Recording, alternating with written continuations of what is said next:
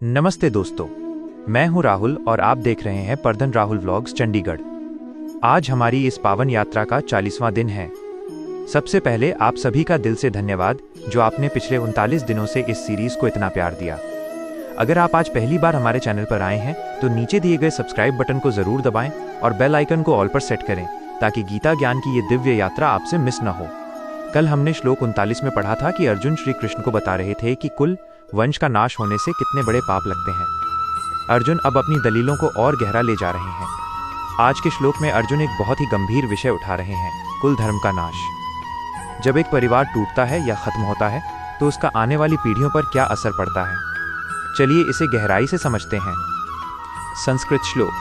अधर्मेणा भी भवात कृष्ण प्रदुष्यन्ति कुलस्त्रिय स्त्रीषु दुष्टासु वार्ष्णेय जायते वर्णसंकर। 40 शब्दों के हिंदी अर्थ। अधर्मेण अधर्म के द्वारा, अभिभवात बढ़ जाने से, अभिभूत होने से, कृष्ण हे कृष्ण, प्रदुष्यन्ति दूषित हो जाती हैं, कुलस्त्रिया कुल की स्त्रियां, स्त्रीषु स्त्रियों के, दुष्टासु दूषित होने पर, वार्ष्णेय हे वृष्णि वंशज कृष्ण का एक नाम, जायते उत्पन्न होती है, वर्णसंकर अवांछित या वर्णसंकर संतान। अर्जुन यहाँ कह रहे हैं कि हे कृष्ण, जब अधर्म बढ़ता है तो परिवार की स्त्रियां दूषित हो जाती हैं, और जब स्त्रियां अपने संस्कारों से दूर हो जाती हैं तो समाज में वर्णसंकर ऐसी संतानें जिनमें संस्कारों का अभाव होता है पैदा होती हैं। गहरा अर्थ।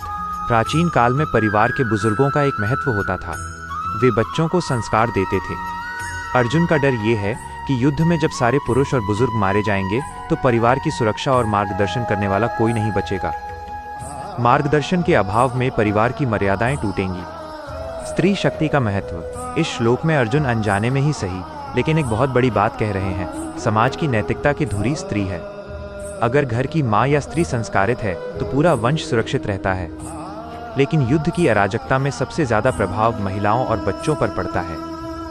दोस्तों, अब बात करते हैं कि ये श्लोक आज के 2026 के दौर में कैसे लागू होता है। 1. संस्कारों का कम्युनिकेशन गैप। आज के समय में युद्ध तो नहीं हो रहा, लेकिन व्यस्तता ने युद्ध जैसा ही हाल कर दिया है। जब माता पिता के पास समय नहीं होता तो बच्चे डिजिटल दुनिया से संस्कार लेते हैं। अगर घर में नैतिक मूल्यों वैल्यूज की कमी हो जाए तो आने वाली पीढ़ी दिशाहीन हो जाती है।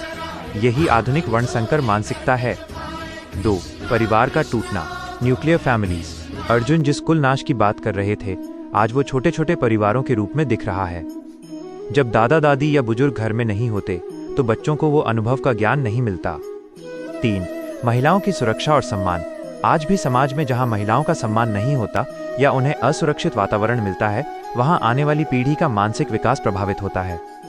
एक सशक्त समाज के लिए घर की नींव का मजबूत होना जरूरी है। इस श्लोक से हमें ये नहीं समझना चाहिए कि ये केवल पुरानी परंपराओं की बात है। इसका मूल सार ये है कि अनुशासन और संस्कार किसी भी समाज की रीढ़ हैं।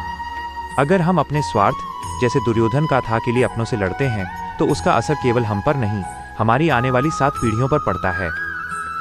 तो साथियों, आज के श्लोक 40 से हमने सीखा कि हमारे फैसले केवल हमारे नहीं होते, वे हमारे पूरे वंश के भविष्य को तय करते हैं। अर्जुन का ये विलाप हमें सिखाता है कि युद्ध, चाहे वो मानसिक हो या शारीरिक, हमेशा विनाश की ओर ले जाता है। कल हम श्लोक 41 में देखेंगे कि जब वर्ण संकर पैदा होते हैं तो समाज में नरक जैसी स्थिति कैसे बनती है। आज का सवाल, क्या आपको लगता है कि आज के दौर में बढ़ती व्यस्तता हमारे बच्चों के संस्कारों को प्रभावित कर रही है? अपनी राय कमेंट बॉक्स में जरूर दें। वीडियो अच्छी लगी हो तो लाइक करें, अपने दोस्तों के साथ शेयर करें और परधन राहुल व्लॉग्स चंडीगढ़ को सब्सक्राइब करना न भूलें। मिलते हैं कल सुबह ठीक 7:15 बजे। तब तक के लिए खुश रहिए, स्वस्थ रहिए। जय श्री कृष्णा।